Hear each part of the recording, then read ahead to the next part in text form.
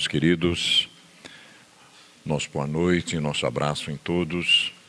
Muito felizes de vê-los mais uma vez na sede da Sociedade Espírita Paz, Amor e Luz, que está honrada com as vossas presenças.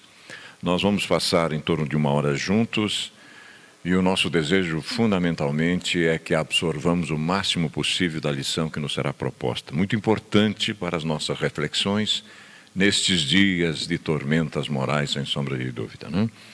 O nosso expositor já se encontra aqui, ele vai nos conduzir, daqui a pouquinho iremos apresentá-lo, na reflexão desta noite. Uma das minhas obras favoritas, Momentos de Ouro, Espírito Diverso, pelas mãos abençoadas do nosso querido Francisco Cândido Xavier. O prefácio, fazia tempo que a lição desta noite me remete a isso. O prefácio chama-se exatamente Momentos de Ouro.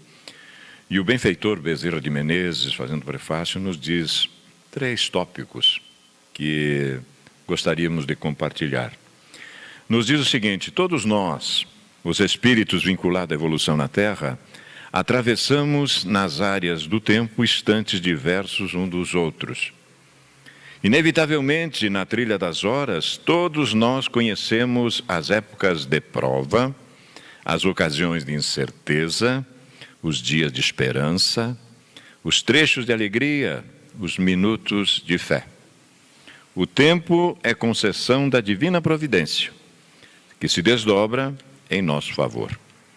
E no curso do tempo, surpreendemos a nosso ver os momentos de ouro, aqueles em que conseguimos sintonizar o cérebro e o coração com a presença de Deus. Asseguro-vos, hoje nós teremos mais um deste, e façamos o possível para aproveitá-lo. Ademir Beber, companheiro querido nosso de tanto tempo, outrora inclusive, nos traz hoje essa proposição, a chave do reino dos céus. E honrado, nós vamos ouvi-lo a partir de agora. Meus irmãos, para nós motivo de alegria termos essa oportunidade, mais essa vez, de podermos falar acerca da doutrina espírita nesta casa. E naturalmente estamos rogando a Jesus que nos abençoe, os benfeitores aqui presentes. Penso que todos estão interessados em nosso bem-estar, certamente hão de nos inspirar e nos socorrer para melhor compreender a doutrina de Jesus.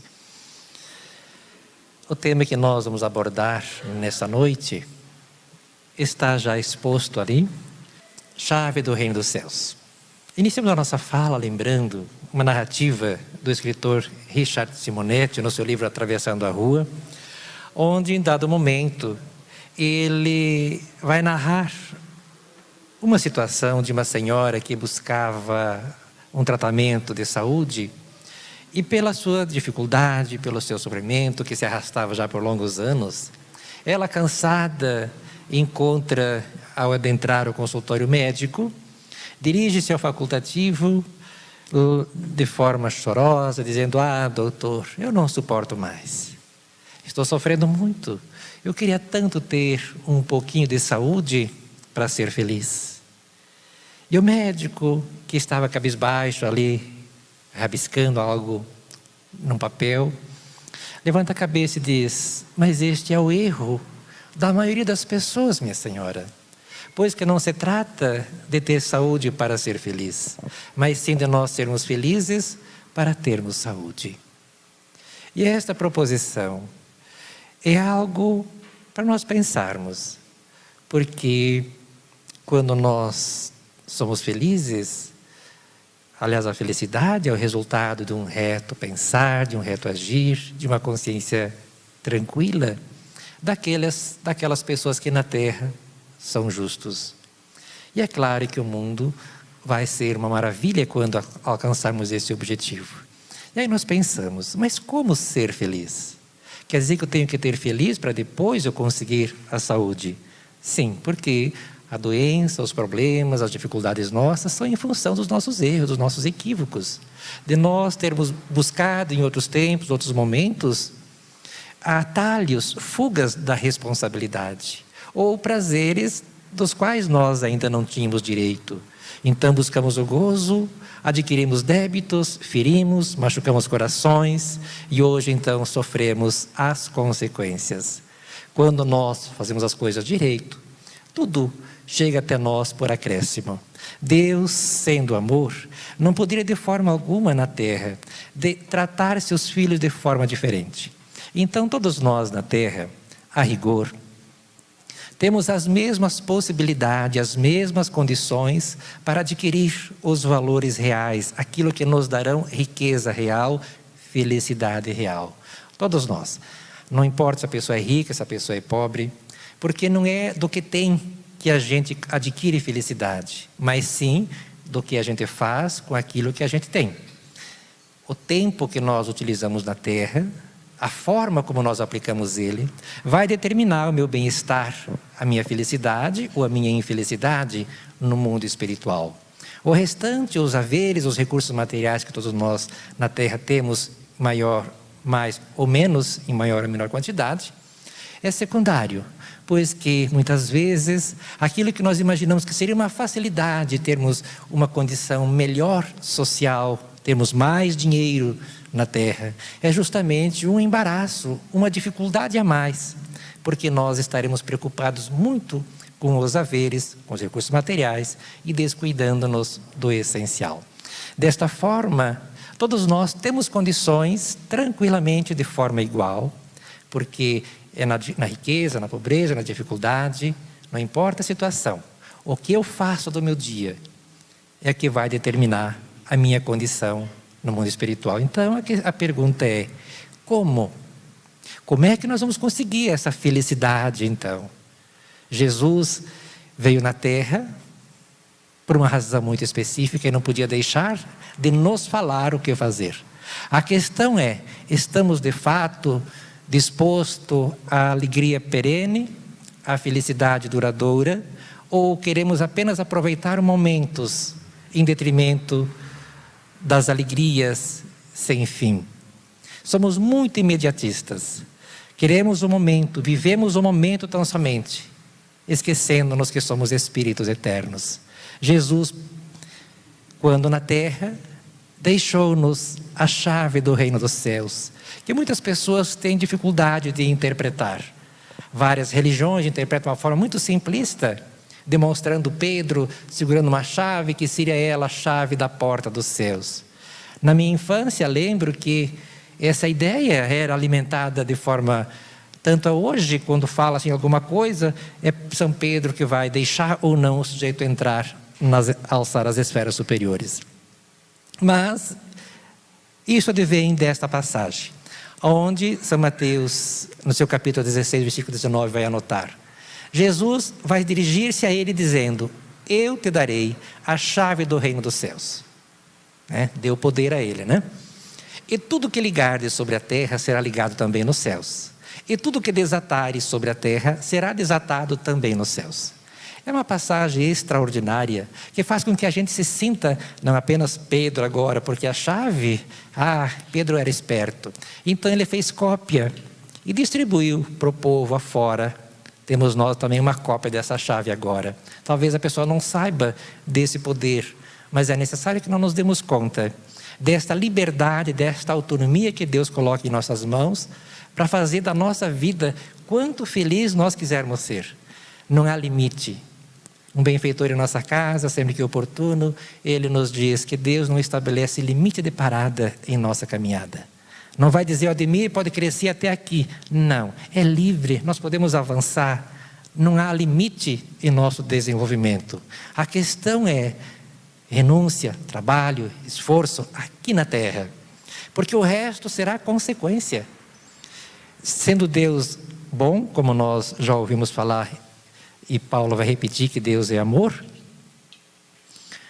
os benfeitores mostram esse atributo de Deus, a bondade soberana, a inteligência, enfim, todos os atributos de uma forma maravilhosa. A doutrina espírita vai mostrar de Deus. Aí nós vamos nos dar conta que até os benefícios celestes Deus nos dá gratuitamente. Se não bastasse dar-nos, quando estamos na terra, tudo de graça. Outro dia refletia com os companheiros, dizendo das injustiças, mas a injustiça é em função da ganância dos homens, não pela bondade de Deus. Porque se pararmos para analisar, nós estamos num planeta onde Deus fez com que o planeta nutrisse nós de todas as formas. A roupa que nós vestimos vem da terra, o alimento vem da terra. Nunca nós ouvimos falar de alguém que faz comida, que fabrica feijão, que fabrica arroz. O máximo que ele pode fazer é manipular, industrializar, mas tudo vem da natureza, da obra de Deus. A roupa que nós vestimos também. Tudo nós ganhamos de graça, absolutamente de graça, por obra divina. Alguns homens, é claro, apropriam-se e dizem, não, isso custa tanto, mas Ele decide isso. A felicidade também.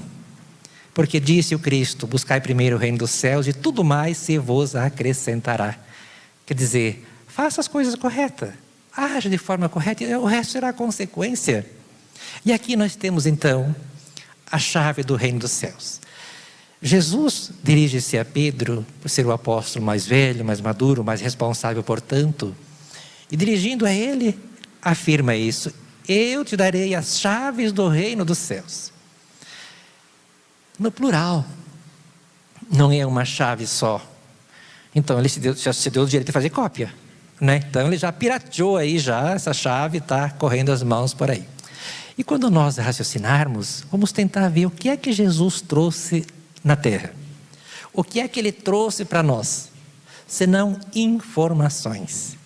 Ele trouxe informações que é justamente isso que vai franquear-nos a entrada, a mudança de conduta, o comportamento, vai fazer com que a gente cresça, se torne grande tanto quanto quisermos. E dando-nos esta liberdade de ação, Ele vai afirmar que tudo o que é ligado sobre a terra será ligado também nos céus. Curiosamente, Ele vai dizer que aquilo que nós ligamos na terra será ligado lá.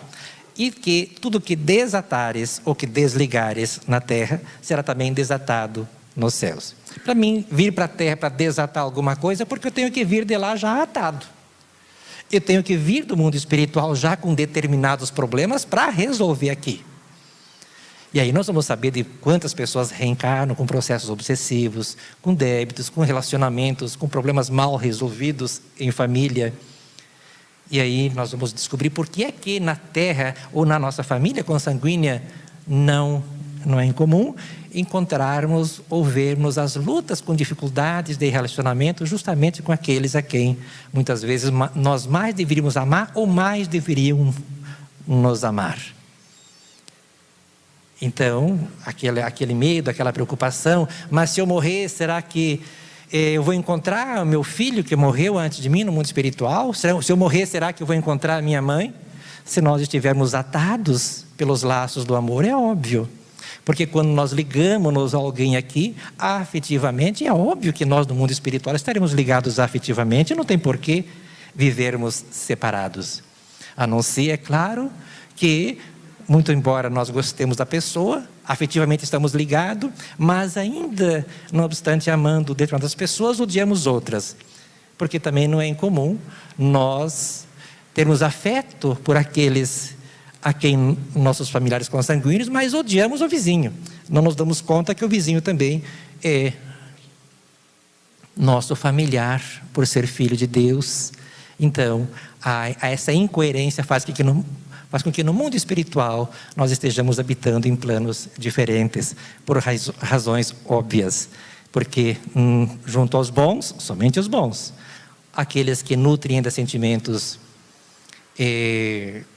que carregam impureza, obviamente terão que melhorar-se.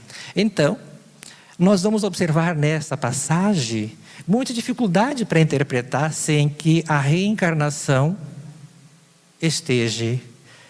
seja compreendida. Ligarmos-nos na terra com alguém é aprender a amar.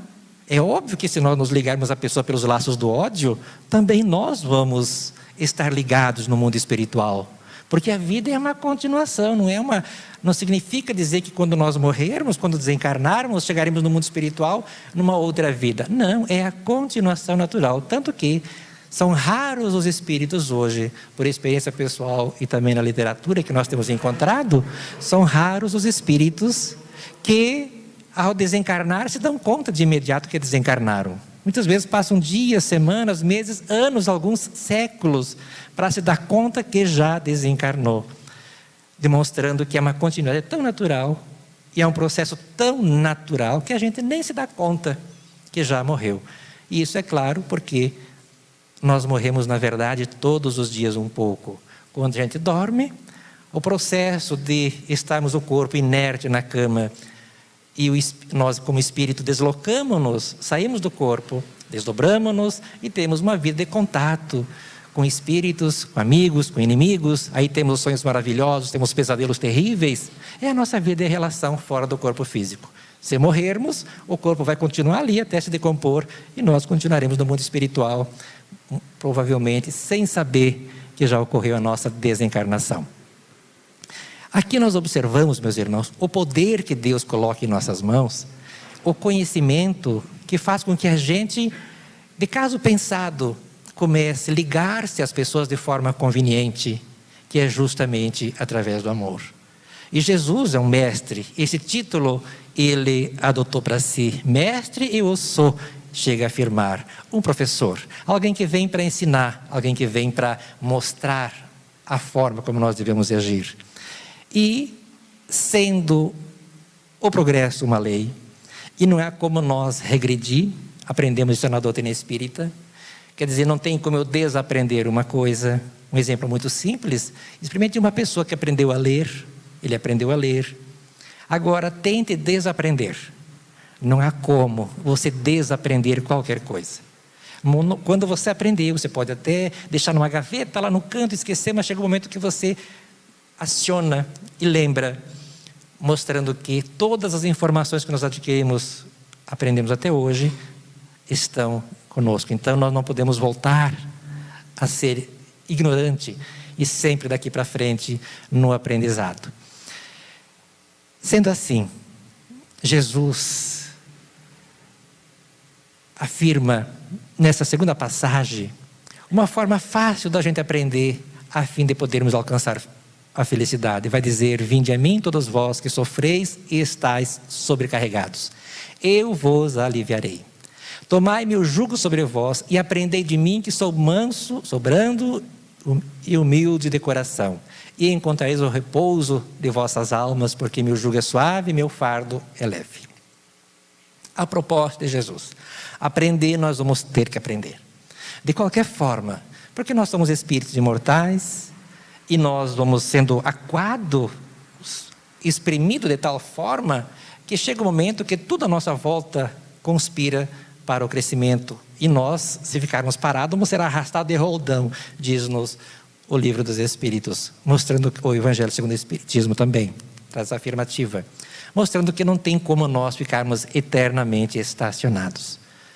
A dor, os recursos N que Jesus utilizará, naturalmente através das leis de Deus, chega a afirmar Jesus que nenhuma ovelha que o Pai me confiou se perderá. Quer dizer, nessa história de Deus mandar alguém para o inferno, sofrer eternamente, tudo isso, para nós espíritas, deve ser tido já na conta de histórias de crianças.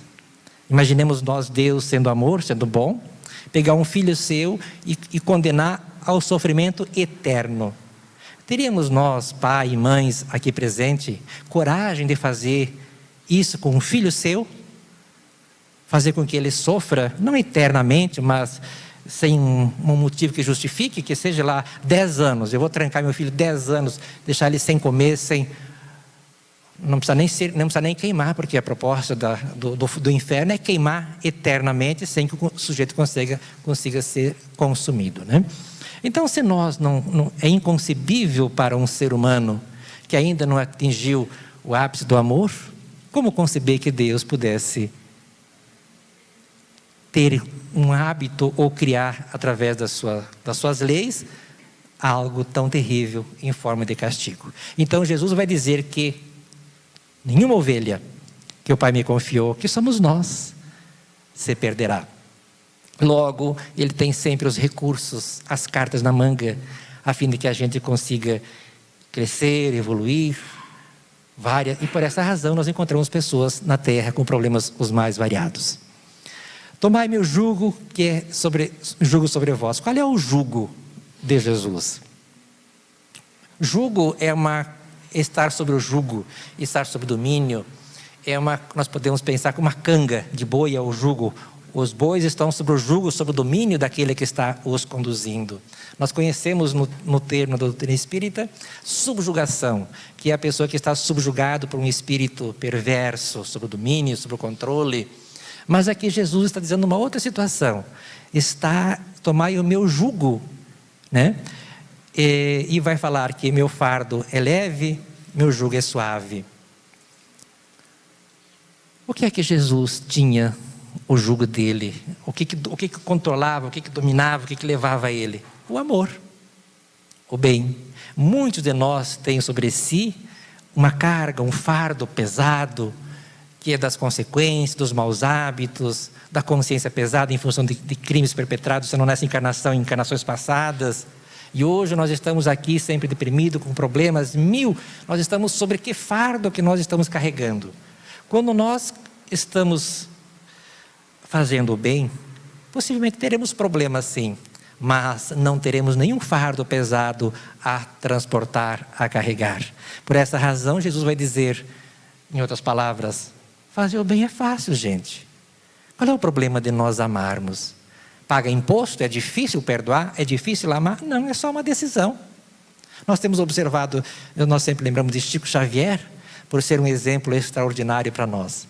Não foi também por outra razão que Jesus, quando busca os pescadores, para ser os seus continuadores na divulgação da mensagem cristã na Terra, homens simples, para mostrar que homens simples como nós, que também somos simples, podemos sim realizar coisas extraordinárias e grandiosas se quisermos. Já visto o que Chico Xavier fez. Quem era Chico Xavier?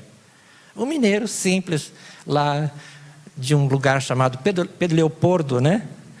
Pedro Leopoldo, lá do interior de Minas Gerais, que eu honestamente jamais teria ouvido falar dessa cidade se não fosse Chico Xavier.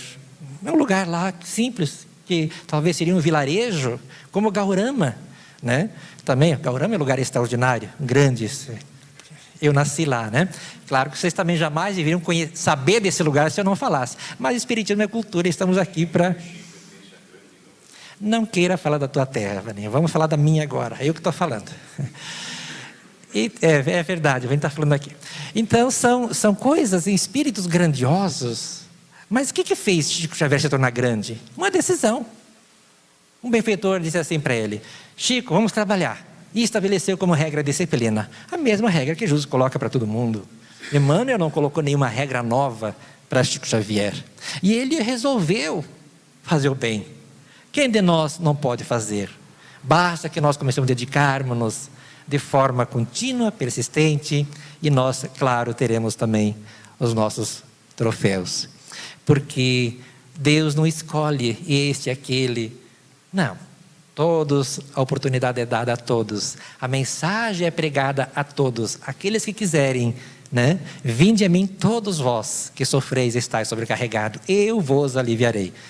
Lembremos que Jesus, muitas vezes a pessoa vem ao centro espírita buscar cura. Jesus não prometeu cura para ninguém. O alívio sim. O alívio, no momento em que nós quisermos, porque a cura resolveu o problema, cabe àquele que causou o problema, por uma questão de justiça. Então, quando nós fizemos o erro, nós temos que consertar. Por esta razão, Jesus promete o alívio, mas não carregar o nosso fardo. Ele não vai transportar o nosso fardo. Ele propõe que nós tomemos o nosso fardo, assumamos a nossa responsabilidade. Jesus não quer pessoas tolas, pessoas com um comportamento infantil. Por esta razão, ele chama-nos à responsabilidade. E a doutrina espírita, então, vai trazer-nos, ajudar a raciocinar na questão 959. De onde nasce para o homem o sentimento instintivo da vida futura? Livro dos Espíritos, Allan Kardec.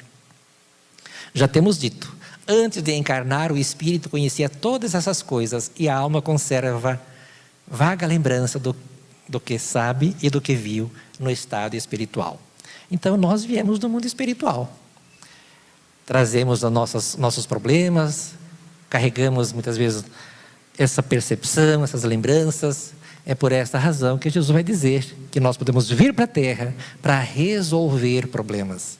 E quando ele, naquela primeira passagem, que ele diz que nós temos essa capacidade de atar ou desatar, resolver problema ou criar problema, ele está dizendo que nós temos sim essa liberdade, esse poder, e o momento de resolver as coisas é agora. É exatamente onde nós estamos que nós vamos solucionar os problemas nossos. Não é morrendo que a gente vai resolver, não é morrendo que a gente vai ser feliz, é vivendo. Quando eu falo vivendo, é na presente encarnação, porque vivos estaremos sempre, posto que somos imortais. Mas todos nós reencarnamos para ser feliz. Não queira o sujeito morrer para ser feliz, porque não vai conseguir. Jesus, ao chegar no mundo espiritual, diz: mas eu queria tanto morrer. Alguns se suicidam. Essa semana conversamos com uma senhora de 78 anos que suicidou-se, porque estava sofrendo muito na terra e queria felicidade, queria descanso, queria paz. É óbvio que não vai encontrar em função disso. Depois de muito sofrer, foi atendida, socorrida pelos benfeitores, e vai ter que voltar para a terra, porque é aqui. Jesus não nos mandaria para a terra se aqui nós não tivéssemos o que fazer. Outra questão para nós pensarmos. A 1015. O que se deve entender por uma alma a penar? As almas penadas, as almas que estão vagando. E a resposta: uma alma errante e sofredora, incerta de seu futuro, e a qual podeis proporcionar o alívio que muitas vezes solicita, vindo comunicar-se convosco. É um espírito no mundo espiritual que a ignorância faz com que ele sofra. Eu lembro que algum tempo atrás nós escrevemos no editorial do informativo da nossa instituição, um pequeno jornalzinho que nós editamos. Não dá para chamar de jornal, né? Uma folha. Onde o editorial nós colocamos como sendo o editorial nós trabalhamos, a dor da ignorância, em função de uma comunicação que nos fez pensar, que tínhamos oportunamente na casa espírita, nossa casa espírita, onde um espírito conversando conosco, pai de uma companheira nossa da casa espírita, comunicou-se de forma muito sofrida, porque ele não entendia, mesmo tendo amado, cuidado dos filhos de forma dedicadíssima, e jamais passou pela cabeça dele, afirmou, que um dia pudesse ser abandonado num asilo pelas próprias filhas. Ele estava extremamente magoado, choroso, triste, e a filha dele estava na mesma reunião que nós, oportunamente, ouvindo o próprio pai dizer isto.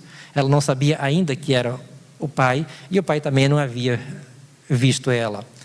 Depois que viu, claro que foi uma emoção muito grande para todos. Mas ele já estava morto há pouco mais de 4 anos.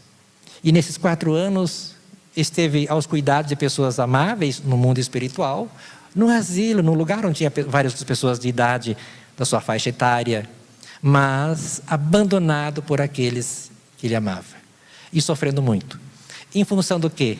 Da ignorância. Dele não ter tido condições de entender, de compreender. Então a dor existe de muitas formas. A informação, por esta razão Jesus em outro momento vai dizer: conhecereis a verdade, ela vos fará livre do sofrimento desnecessário. Não é livrar-nos do fogo do inferno, isso tudo é fantasia, gente, mas existe muito sofrimento que é perfeitamente possível de ser superado.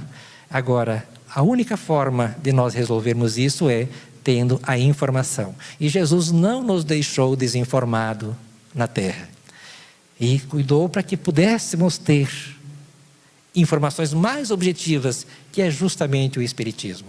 O Espiritismo obedece a esse programa de ordem divina, que é a continuação das revelações de Deus, aonde vem trazer-nos outros ensinos. Quando nós reportamos na obra de Allan Kardec, sempre reportamos na obra básica. O que é a obra básica? É o alicerce. A doutrina espírita não acabou com Allan Kardec, veio pronta Allan Kardec. Não, ele começou, fez o alicerce, fez a base, como quem aprende na escola as operações básicas, do mais, de menos, de vezes, dividir, multiplicação.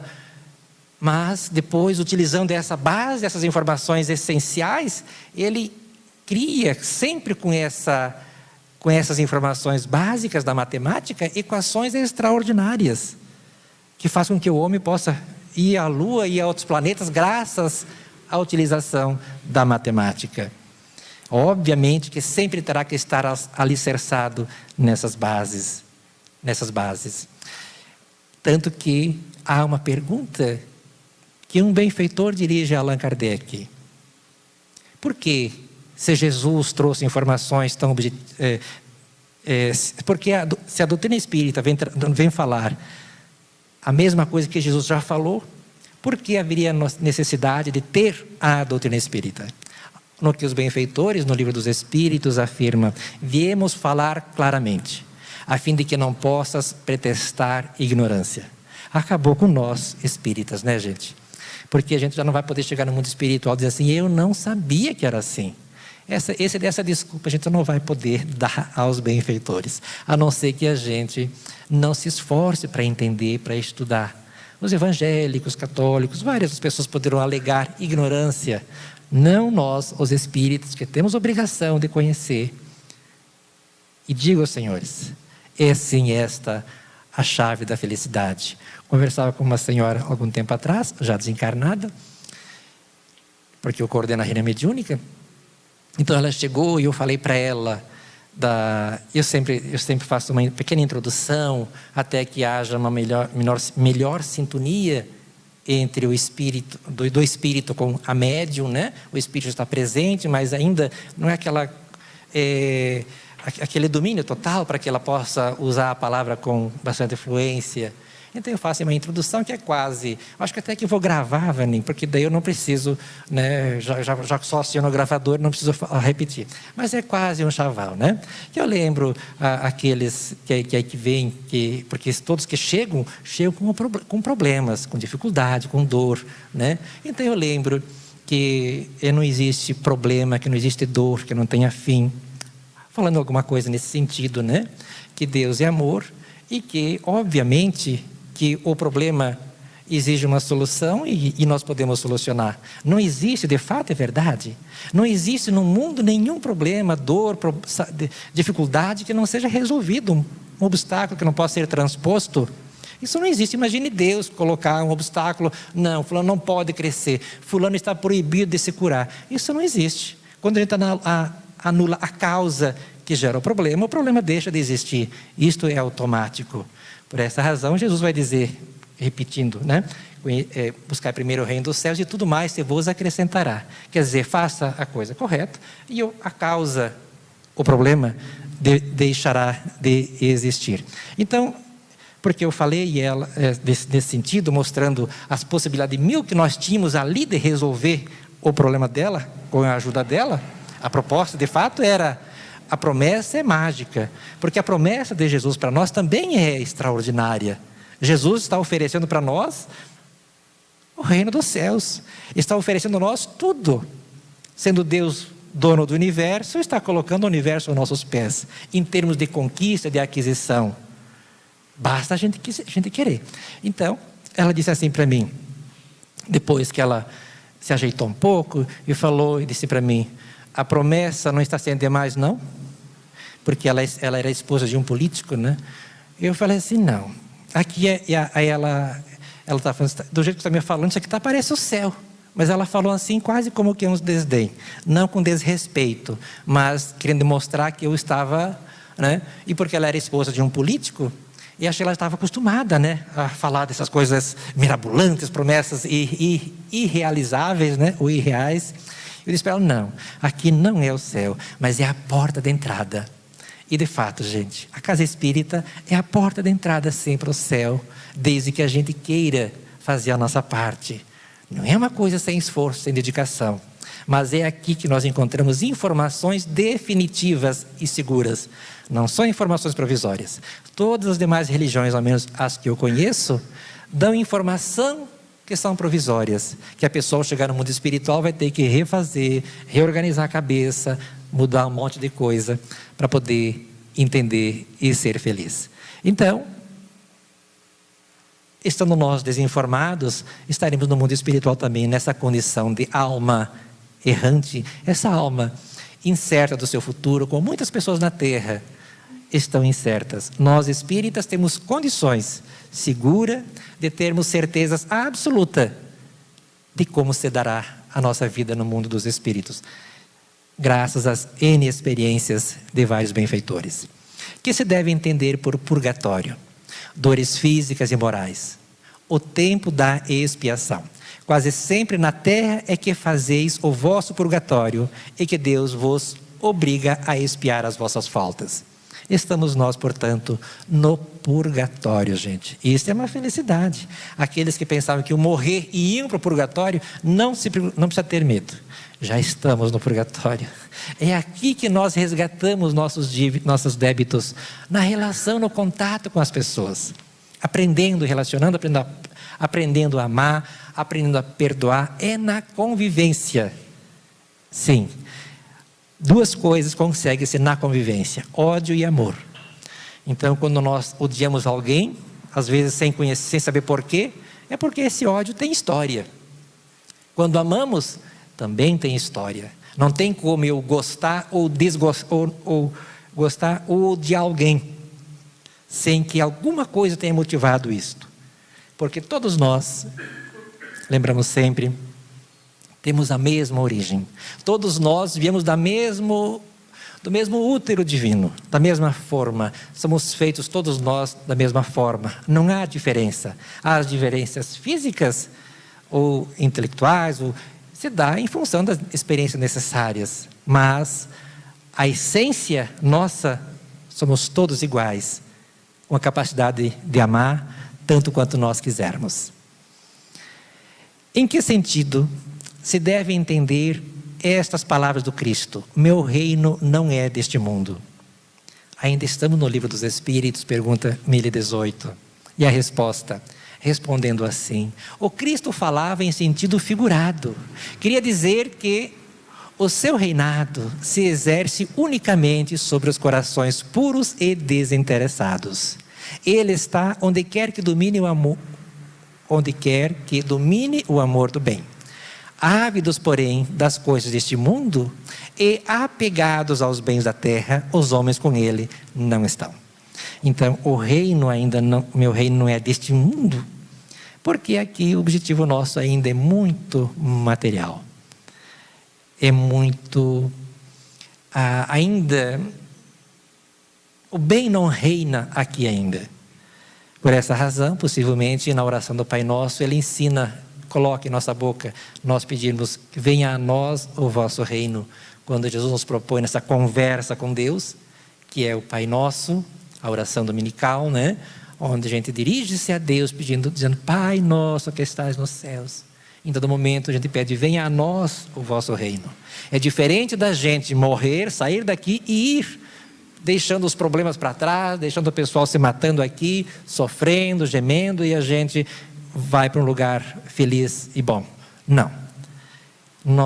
Cabe a nós lutar, esforçarmos-nos para alcançar esse objetivo, que é a felicidade sem termo, mas nunca sem esforço.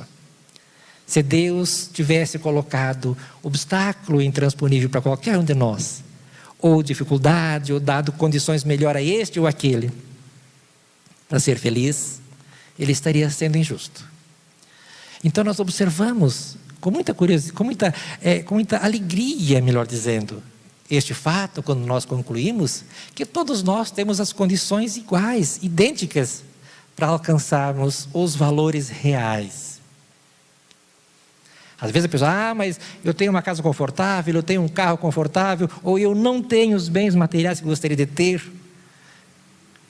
Mas mesmo que tivesse, ia ter que deixar na terra. E mesmo que tivesse, Não é isso que vai fazer feliz. Senão, pessoas ricas não se matavam. Se riqueza desse algum benefício, os ricos não usariam droga, não se embebedariam, não trairiam suas esposas, ou suas esposas não trairiam seus esposos, porque têm dinheiro, são felizes. Mostrando que não é o fato da pessoa ter que vai fazer os bens materiais. Tudo vai ficar na terra. Logo, os bens reais todos nós temos, porque é o tempo. Este é o patrimônio, esta é a riqueza. Estas 24 horas que nós não temos como economizar, como guardar. Obrigatoriamente temos que gastar este tesouro que se chama-se tempo. E todo dia é renovado novamente essa conta. É isso que vai fazer a diferença a nós ao chegarmos no mundo dos espíritos. E uma benfeitora, de uma forma muito bonita, vai sintetizar isso que nós estamos falando dessa forma. Depois da morte é que vemos, quando a luz se nos revela, quanta sombra e bagatela guardamos no coração. Quantos lamentos inúteis complicavam-nos a vida. Quanta palavra perdida. Quanto tempo gasto em vão. Quantas horas desprezadas, de espírito desatento, nos enganos de um momento que o próprio tempo desfaz. Quanta contenda improfícua, quanto disfarce no rosto, que se transforma em desgosto, furtando a esperança e a paz. Alma querida, não creias seja a morte o fim de tudo. O tempo, esse sábio mudo, concede-nos voz e vez. Acompanha-nos o passo, age segundo a segundo, e nos conhece, o mundo, tudo aquilo que se fez. Alma, ama, esclarece, abençoa, sofre e luta, mas não temas. Ninguém vive sem problemas, onde estiver e onde for. Vida é lavoura perfeita. Morte é o braço que a preserva, que só replanta ou conserva o que se faz por amor. Maria Dolores é uma poetisa extraordinária que escreve através de Chico Xavier, mostrando de uma forma muito bela quanta dor, quanto vamos lamentar ao chegar no mundo espiritual, se nós estivermos entre aqueles que na terra buscaram fazer o que queriam fazer, desprezando aquilo que Deus quer que a gente faça. Ser feliz, portanto, não é difícil. Quem afirma isso é Jesus, quando diz assim: meu fardo é leve, meu jugo é suave, vinde a mim. É difícil, meus irmãos, ser espírita e ser aplaudido ao mesmo tempo. Mas ser espírita é fácil, ser bom é fácil. É difícil no mundo onde ainda o mal predomina, onde o vício predomina, e nós queremos sermos legítimos cristãos, autenticamente espírita, e ao mesmo tempo sermos aplaudidos pelo mundo. Nós, na época que estamos vivendo, nós vamos ter que ainda escolher entre agradar a Deus ou agradar o mundo. Que Deus abençoe. Obrigado.